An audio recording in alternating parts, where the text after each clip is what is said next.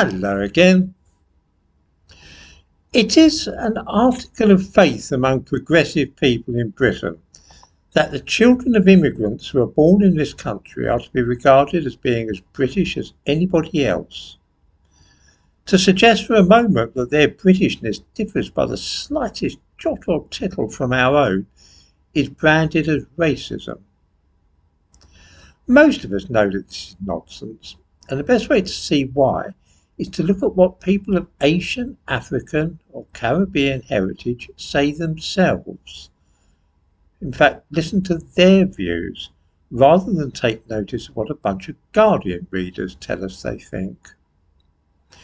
A 52-year-old man called Nihal Arthanayake was born in Essex, in Harlow in fact, not far from where I live, but seems to have some kind of identity problem.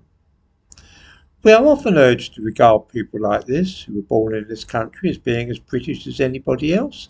So let's start from that perspective. Let's imagine that this person who was born 52 years ago in Essex is just as British as any white person whose family have been living in this country for 1,000 years. Yesterday, at a conference, he announced that being in an overwhelmingly white working environment is affecting his mental health. I quote, "It's really affecting me that I walk in and all I see is white people."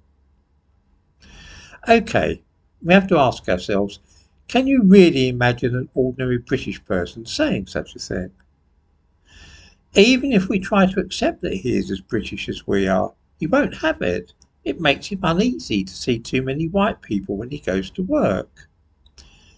Can viewers really see that as the kind of thing that a man who is as British as anybody else would say? I can't. Looking at his career, and still bearing in mind that he was born in Essex, he joined the BBC in a programme called Asian Beats. In 2010, he won Best Radio Show at the UK Asian Music Awards.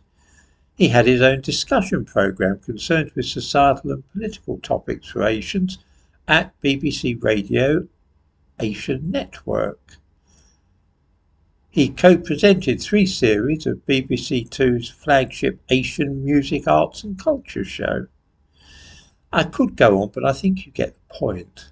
Here is a man whose very identity seems to be Asian rather than British, a man whose mental health is adversely affected by working with white people.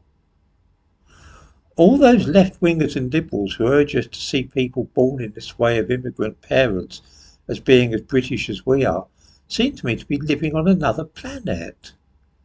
Very often people born in Britain of immigrants do not want to be thought of as being as British as me. They have another identity.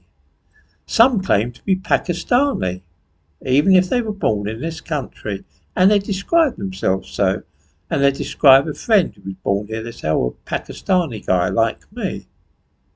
Others claim to be Jamaican, even if they were born in this country. It is not a question of fanatical white supremacists denying second-generation immigrants the right to be British. It is rather that in a lot of cases they don't feel themselves to be British.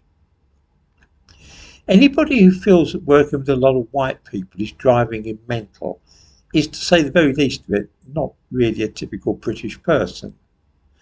When somebody dedicates his entire life and career towards the music and interests of another continent, one with which he identifies far more vehemently than he does Europe, I think it would be absurd to pretend he's as British as I am.